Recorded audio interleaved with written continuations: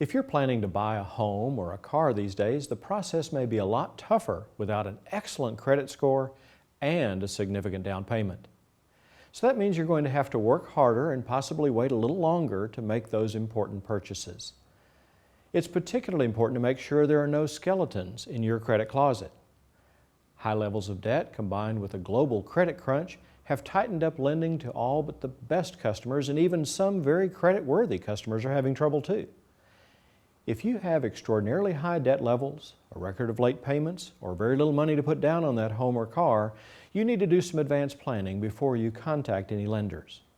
Here are 6 things you should incorporate into your planning so you'll be ready to use credit wisely when the time comes. Number 1, get some advice. You might be focused on paying down debt or saving up for a down payment on that new home or car, but credit is only one part of your lifetime financial picture. It might be a good idea to talk with a qualified financial professional to learn how to best use credit. It's always good to determine what your limits should be and to understand the rules of the credit game. Number 2, pay down the balances you have. The Fair Isaac Corporation, the company that created the FICO score, has adjusted the way it computes its credit scores. One of the top changes is a greater negative weight on what they call credit utilization, how close you get to the borrowing limit of each of your accounts. The Fair Isaac Company says that for optimal scoring, each account's outstanding credit should be no more than 50% of the credit line, and hopefully less. Preferably less than 30% of your total available credit.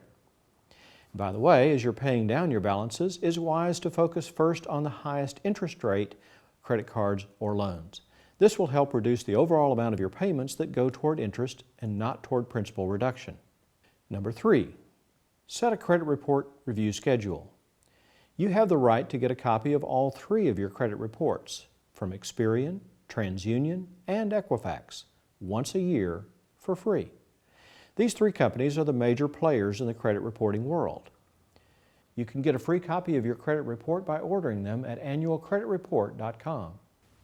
You may want to consider not ordering all 3 reports from each of the 3 companies at all at the same time.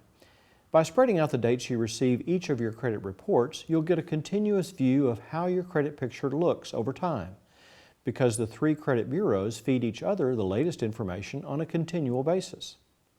It's a good way to catch errors on your credit report and to keep a steady watch for identity theft.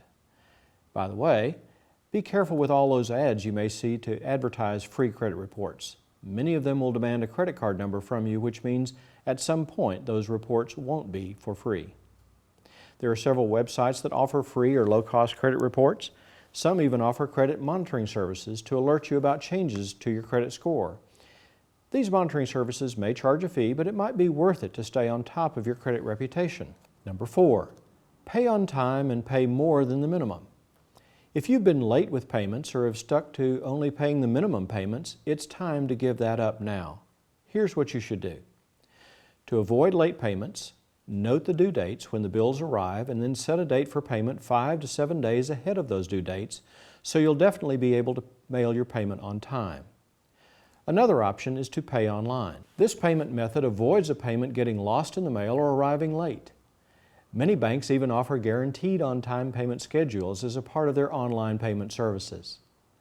Still another option is to have payments made automatically from your bank account. Most credit card companies and many other lenders offer this service, and most of the time it's free. To put more toward reducing the balance, it may be time to do a budget or to fine-tune the budget you already have. This will help you identify the non-essential spending you've been doing so you can pay down your outstanding credit balances even faster. Number 5, cut up your cards, but don't close the account. Closing accounts, even those that have had 0 balances for years, is a bad idea. Lenders want to see a long record of responsible credit management, and long-time accounts that you haven't touched in years may actually help your score because it shows you have some restraint in the use of credit.